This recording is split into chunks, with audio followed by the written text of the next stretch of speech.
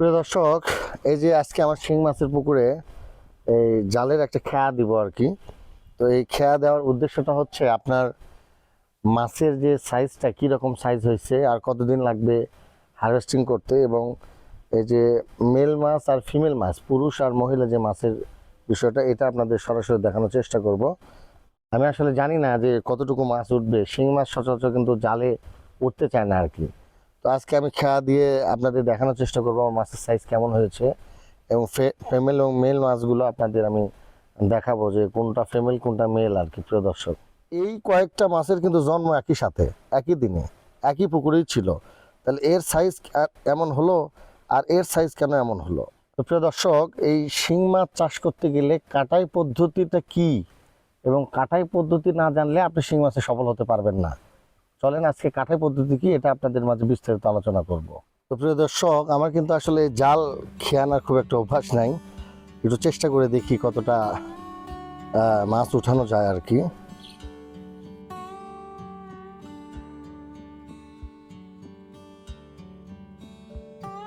এই শিং মাছ কিন্তু খুব চালাক। আপনি এই জালে খেয়া যে দিবেন, এটা কিন্তু সবগুলো কাদার মধ্যে যে ঢুকে যাবে। এগুলো সহজেই কিন্তু জালে উঠানো সম্ভব হয় না। কিন্তু আমার মাছের সাইজটা আসলে দেখা দরকার, এই জন্য আজকে একটু চেষ্টা করে দেখি। আপনার সঙ্গে থাকুন, আপনাদের আমি দেখানোর চেষ্টা করবো আর কি। প্রিয় দর্শক, মাঝে মাঝেই কিন্তু আপনার জাল দিয়ে মাছ ধরে কিন্তু চেক করা উচিত আসলে আপনার মাছের গ্রোথ কেমন হলো, কোনো রোগবালা আছে কিনা বা কোনো সমস্যা আছে কিনা। তো আজকে দেখতে পাচ্ছেন আমি কিন্তু পুকুরের মাঝে নেমে গেছি আর কি। তো আসলে আমি চেষ্টা করব, আসলে জাল দিয়ে যদিও খুব একটা বেশি মাছ ওঠানো সম্ভব না, তারপরেও আমি কয়েকটা মাছ দিয়ে চেষ্টা করব যে আসলে মাছের গ্রোথগুলো কেমন হয়েছে আর কি। তো আসলে এই যে নেটের নিচে খেয়া দেওয়াটা একটু কষ্টকর, উপরে যেহেতু নেটিং করা রয়েছে, আর হাউজের উপর থেকে দেখতে পাচ্ছেন আপনারা। তো যে কয়টা মাছ উঠুক আমি অন্তত আইডিয়া করতে পারবো আসলে মাছের ইয়েটা কেমন হয়েছে, গ্রোথ কেমন হয়েছে। তো প্রিয় দর্শক, আসলে আমি কিন্তু দেখতে পাচ্ছেন খেয়া দিয়েছি আর কি। তো জালটা তুলে এখন আমি পুকুর পাড়ে চলে আসব। তো আসলে অল্প হলেও কিন্তু কিছুটা মাছ উঠছে প্রিয় দর্শক, একেবারে ব্যর্থ হই নাই আর কি। তো আজকে আমি মূলত আপনাদের দুটো উদ্দেশ্যে এসেছি আমি। একটা হলো যে আপনার ওই আমার পুকুরে মাছ কি সাইজ হয়েছে, কতদিন লাগবে হারভেস্টিং করতে, এই বিষয়টা নিশ্চিত হতে। এবং আরেকটা হলো যে কাটাই কেন দিবেন, কেন কাটাই দেওয়াটা জরুরি, সেটা আমি আপনাদের বোঝাবো। তো প্রিয় দর্শক, দেখেন আমার জালে কিন্তু কিছু মাছ মোটামুটি ধরা পড়েছে। তো আমি আপনাদের আজকে এই শিং মাছের কাটাই পদ্ধতি এটা কি, এটা নিয়ে আপনাদের মাঝে বিস্তারিত আলাপ করব, এবং কাটাই দেওয়াটা কেন জরুরি, কাটাই কেন দেবেন আপনারা। তো এটা না বুঝলে শিং মাছ চাষ করতে পারবেন না। যারা শিং মাছ চাষ করতে চাচ্ছেন, যারা বাড়ির আশেপাশে ছোট ছোট পুকুর রয়েছে, এই শিং মাছ চাষ করতে চান, খুব আগ্রহ, আমি তাদের উদ্দেশ্যে বলবো যে আমার প্রতিবেদনগুলো দেখবেন। শিং মাছ চাষ করার আগে এই প্রতিবেদনগুলো থেকে অনেক অভিজ্ঞতা পাবেন আপনারা, কিভাবে চাষ করবেন, আসলে কিভাবে মেডিসিন প্রয়োগ করতে হয়, যত্ন নিতে হয় কিভাবে, পুরো বিষয়গুলো আমার এই প্রতিবেদনগুলোতে পাবেন আর কি। প্রিয় দর্শক, এটা হচ্ছে মোটামুটি 50% জায়গা, আপনার পার বাদ দিয়ে 40% জলা হবে আর কি। তো এই পুকুরে আমি শিং মাছ চাষ করি প্রিয় দর্শক। তো এখানে আমি এর আগেও পাবদা চাষ করেছি, বাংলা চাষ করেছি।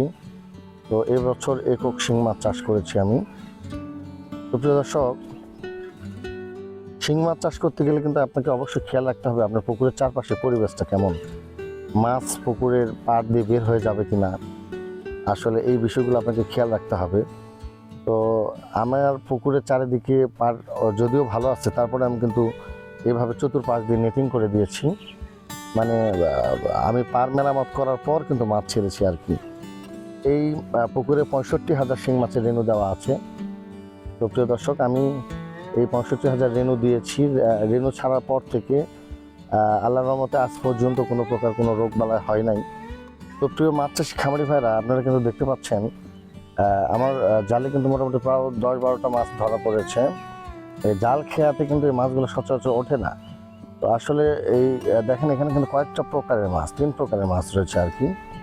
তো এই মাছগুলো কেন আপনার হচ্ছে 3 প্রকারের হলো, কেন ছোট বড় হলো, এইটার মূল কারণটা হচ্ছে কাটাই পদ্ধতি। আমি কাটাই পদ্ধতিটা পুরোপুরি সম্পন্ন করতে পারি নাই, যার কারণে এই মাছগুলো আমার কয়েক কোয়ালিটির হয়েছে আর কি।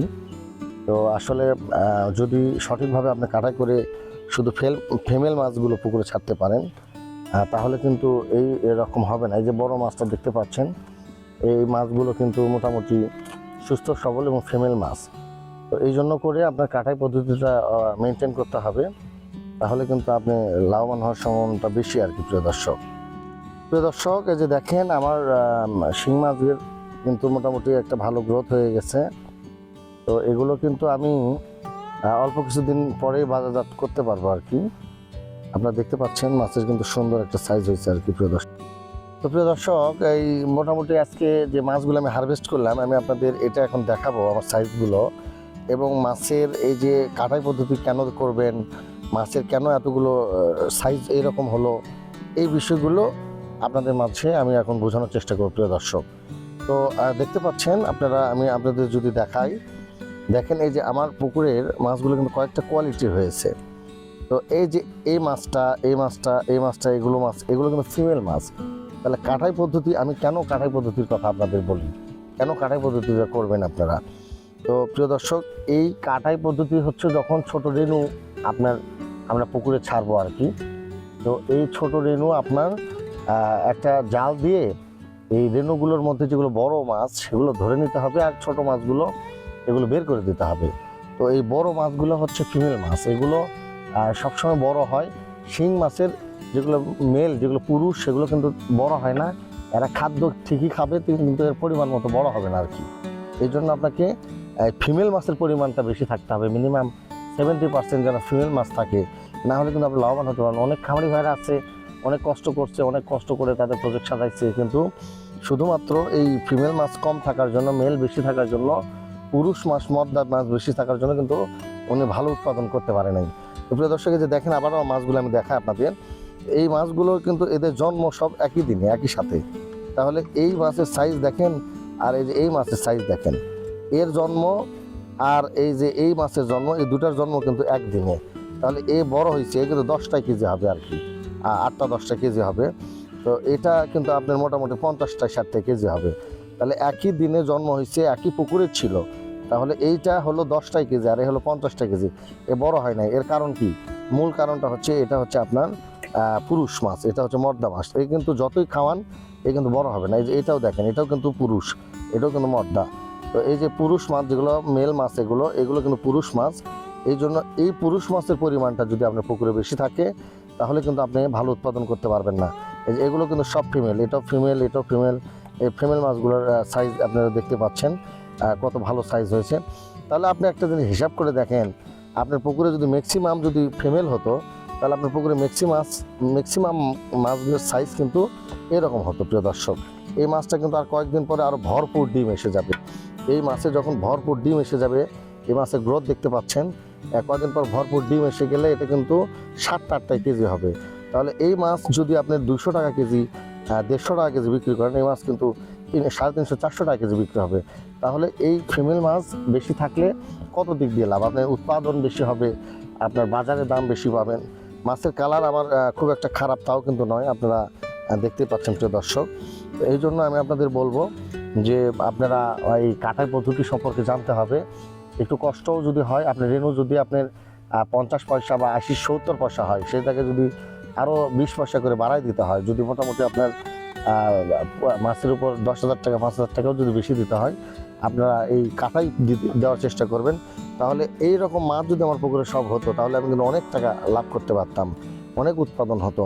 তাহলে আমার কিন্তু এই ফিমেল মাছগুলো, মদ্দা মাছগুলো রয়েছে, যার কারণে কিন্তু আমার উৎপাদন কম হবে এবং আমার কিন্তু লাভের অংশটা কমে যাবে আর কি। প্রিয় দর্শক, তো প্রিয় মাছ চাষি খামারি ভাইরা, আপনার মাছ চাষ করতে গেলে কিন্তু আপনাকে এই মাছ চাষ সম্পর্কে সঠিক জ্ঞান থাকতে হবে, এবং আসলে মাছ ছাড়া থেকে শুরু করে বিক্রয় পর্যন্ত প্রত্যেকটা ক্ষেত্রে, প্রত্যেকটা সেক্টরে কিন্তু অনেকগুলো আপনার কৌশল রয়েছে, অনেকগুলো গোপনীয়তা রহস্য রয়েছে, যেগুলোকে আপনার উন্মোচন করতে হবে। তো আমি শুধু ইউটিউবে দেখলাম অনেক টাকা লাভ, কিন্তু আসলে বাস্তবে করতে গিয়ে দেখি মাছ মরে যাচ্ছে, ভাইরাস হচ্ছে, বাজারে বিক্রি করতে যে সঠিকভাবে বেচতে পারতেছি না, দাম কম। এগুলো আসলে আপনার হতেই পারে যদি আপনি সঠিক প্রশিক্ষণ না থাকে, সঠিকভাবে আপনি না জানেন। তো ইউটিউবে দেখে অতিরঞ্জিত এই ইয়েগুলো দেখে আপনার লাভের ইয়েটা দেখে আপনি কখনোই চাষে যাবেন না। আপনি চাষে যাওয়ার আগে প্রত্যক্ষভাবে আপনি এইভাবে খামার পরিদর্শন করেন। আমার আশপাশে যারা রয়েছেন, যারা আমার এখানে আসতে পারবেন, আসেন আমার খামার ভিজিট করেন। আমি আপনাদের সময় দিব। বিশেষ করে নতুন খামারি ভাইদের জন্য আমি সবসময় আন্তরিক। আমি চেষ্টা করি আপনাদের যারা বেকার বসে আছেন, মাছ চাষ করেন, আসলে আপনি মাছ চাষ করলে আমার তো কোনো ক্ষতি হবে না। তাই আপনি মাছ চাষ করলে দেশের লাভ হবে, আপনার লাভ হবে, তাতে আমারও লাভ। আমি মনে করি দেশের লাভ মানে আমারও লাভ। এই জন্য প্রিয় দর্শক, নতুন খামারি ভাইদের আমি বলবো যে আপনারা খামার ভিজিট করার পর দেখেন। আজকে আমার মাছগুলো দেখেন আমি হারভেস্টিং করলাম, যেটা জাল দিয়ে ধরলাম, আমি আপনাদের দেখাবো। দেখেন এই যে কয়েক কোয়ালিটির মাছ, এই যে এইটা একটা কোয়ালিটি, এই যে এইটা একটা কোয়ালিটি। আবার দেখেন প্রিয় দর্শক, এই যে আমি দেখানোর চেষ্টা করতেছি। তো এই কয়েকটা মাছের কিন্তু জন্ম একই সাথে, একই দিনে, একই পুকুরেই ছিল। তাহলে এর সাইজ এমন হলো, আর এর সাইজ কেন এমন হলো? এটা কিন্তু মনের মধ্যে একটা প্রশ্ন। এই যে এর সাইজ, এই মাছের সাইজ এরকম কেন হলো, আর এটার সাইজ কেন এমন হলো? এইটার কারণ আপনাকে জানতে হবে। শিং মাছ চাষ করবেন আর এগুলো জানবেন না, আপনি ভালো কিন্তু চাষ রেজাল্ট করতে পারবেন না আর কি। এই জন্য আপনাকে এটা জানতে হবে। এর মূল কারণ হলো কাটাই পদ্ধতি। এই কাটাই পদ্ধতিটা কি, এটা জানতে হলে আপনাকে পুরো ভিডিওটি মন দিয়ে দেখতে হবে। তাহলে শিং মাছ চাষ করতে গেলে আপনি সফল হতে পারবেন, এবং আপনার পুকুরে একই সময়ের একই বয়সের মাছ কখনো এরকম আর এইরকম হবে না। এটা কিন্তু মোটামুটি 7-8টা কেজি হবে, এটা কিন্তু 40-50টা কেজি হবে। কারণ একটাই, এটা হচ্ছে ফিমেল আর কি, মহিলা, আর এটা হচ্ছে পুরুষ। তো এই কাটাই পদ্ধতির কারণে যেহেতু এই মাছটা এরকম ছোট বড় হয়েছে, এই জন্য এই ভিডিওতে আমি কাটাই পদ্ধতি নিয়ে বিস্তারিত আলোচনা করব প্রিয় দর্শক। তো প্রিয় দর্শক, আমি কিন্তু আমার মাছগুলো কিন্তু মোটামুটি সাইজ হয়ে গেছে, আমি চাইলে এখন হারভেস্টিং করতে পারবো বাজারজাত। তো কিন্তু এখন মাছের বাজারটা কিন্তু তুলনামূলক খারাপ, ভালো না। এই জন্য আমি কিছুদিন অপেক্ষা করতেছি আর কি। তো আমি আপনাদের পরিশেষে যেটা বলবো আর কি, তো এই কাটাই পদ্ধতি সম্পর্কে আশা করি আপনারা ধারণা পেয়েছেন। মাছের রেণু যখন ছাড়বেন, তখন নিজের হোক আর অন্যের থেকে কিনে ছাড়েন আর কি। 2 টাকা যদি বেশিও লাগে, 1 টাকার জায়গায় যদি 1.5 টাকা পিস লাগে, সমস্যা নাই, আপনি কাটাই দিয়ে নেবেন। আপনি মাছটাকে সব মাছগুলোকে একত্রিত করে একটা জাল দিয়ে ছোট পিনগুলোকে বের করে দিবেন, আর বড় যেগুলো রয়েছে সেগুলো আপনি কিনে নেবেন, নিয়ে পুকুরে ছাড়বেন। সেক্ষেত্রে ফিমেল মাছের পরিমাণটা বেশি থাকবে, আপনার পুকুরের উৎপাদন বেশি হবে, ম্যাক্সিমাম মাছের চেহারার এই যে এরকম বড় বড় হবে। তাই আপনারা এই পুরুষ মাছ, যেগুলো এই যে ছোটো ছোটো পুরুষ মাছ এই যে দেখতে পাচ্ছেন, এগুলো যেন আপনার মাছের পুকুরে কম থাকে, এটা খেয়াল রাখতে হবে। তাহলে এই রেণু সংগ্রহের সময় এই পদ্ধতি অবলম্বন করে কাটাই দিয়ে আপনারা মাছ ছাড়েন। তো কাটাই দিয়ে ফিমেল মাছের পরিমাণটা যখন পুকুরে বেশি ছাড়তে পারবেন, তখন আপনার উৎপাদন বেশি যেমন হবে, এবং মাছ বড় হলে আপনি বাজারে ভালো দাম পাবেন। তো প্রিয় দর্শক, এই রকম বিষয়গুলো মেনটেন করে আপনারা যদি চাষাবাদ করতে পারেন, সুস্থ সবল সঠিক ফিমেল রেণু ছাড়তে পারেন, আমি আপনাদের হলফ করেই বলতে পারি আপনারা ভালো একটা লাভ আপনারা এই শিং মাছ থেকে করতে পারবেন। আমি বরাবরই সবসময় বলেছি, আজকেও বলবো, আমি এটা জোর গলায় বলবো আর কি, শিং মাছে প্রচুর পরিমাণে লাভ, কিন্তু শিং মাছে প্রচুর পরিমাণে ঝুঁকি। আবার শিং মাছের ঝুঁকি আছে বলে যে চাষ করবেন না তা না, আমি নিজেও তো করছি। তাহলে কি করবেন? সঠিকভাবে জানতে হবে, সঠিক প্রশিক্ষণ নিতে হবে। রোগ আছে, তার চিকিৎসাও আছে। সঠিক এই প্রশিক্ষণ নিয়ে আপনারা চাষ শুরু করেন।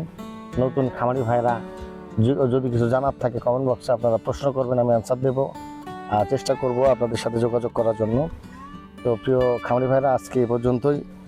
আমি আমার পুকুরের পরিবেশটা আপনাদের দেখাইছি, কাটাই পদ্ধতি সম্পর্কে জানানোর চেষ্টা করছি। হারভেস্টিং যেদিন করব সেদিনও আপনাদের জানাবো কীভাবে হারভেস্টিং করলাম, কতটুকু উৎপাদন করতে পারলাম।